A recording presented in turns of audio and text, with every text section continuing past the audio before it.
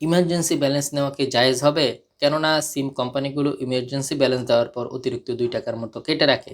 এই অতিরিক্ত টাকা কি সুদ হিসাবে গণ্য হবে? অত্যন্ত গুরুত্বপূর্ণ এবং প্রয়োজনীয় একটা প্রশ্ন, যেহেতু আমরা অনেকে ইমার্জেন্সি ব্যালেন্স নিয়ে থাকি। নেওয়ার পর তারা দেখা যায় অতিরিক্ত আমাদের থেকে কিছু টাকা কেটে রাখে। এই টাকা কি সুদ হিসাবে গণ্য হবে কিনা? কেননা সহিহ মুসলিমে হাদিস আছে, হযরত আবু সাঈদ খুদরি রাদিয়াল্লাহু আনহু থেকে, তিনি বলেন, প্রিয় নবী সাল্লাল্লাহু আলাইহি সাল্লাম বলেন, তোমরা স্বর্ণের বিনিময়ে স্বর্ণ সমান সমান না হলে বিক্রি করবে না এবং এর এক অংশ অপর অংশ অপেক্ষা বৃদ্ধি করবে না। অনুরূপভাবে তোমরা রূপার বিনিময়ে রূপা সমান সমান না হলে বিক্রি করবে না এবং এটার এক অংশ অপর অংশ অপেক্ষা বৃদ্ধি করবে না। সুতরাং এই হাদিস থেকে বোঝা যায় যে সমজাতীয় পণ্য, চাই সেটা টাকা হোক কিংবা খাদ্যদ্রব্য হোক, চাল ডাল গম হোক, স্বর্ণ হোক, রূপা হোক, ক্রয় বিক্রয়ের ক্ষেত্রে সেটা কম বেশি করা যাবে না। যদি কম বেশি হয়ে যায় তাহলে সেটা সুদ হিসেবে গণ্য হবে।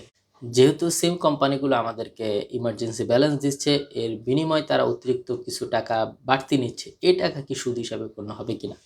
উত্তর হচ্ছে যে না, এই টাকা সুদ হিসাবে গণ্য হবে না।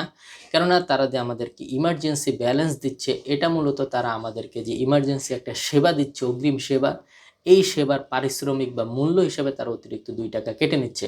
তারা আপনাকে ২০ টাকা ইমার্জেন্সি ব্যালেন্স দিচ্ছে, এর বিনিময়ে তারা ২২ টাকা কেটে নিচ্ছে। এটা মূলত সেবার পারিশ্রমিক বা বিনিময় হিসেবে তারা কেটে রাখছে, এটা সুদ হিসাবে গণ্য হবে না। সুতরাং ইমার্জেন্সি ব্যালেন্স নেওয়া জায়েজ হবে। আশা করি এতে কোনো সমস্যা হবে না।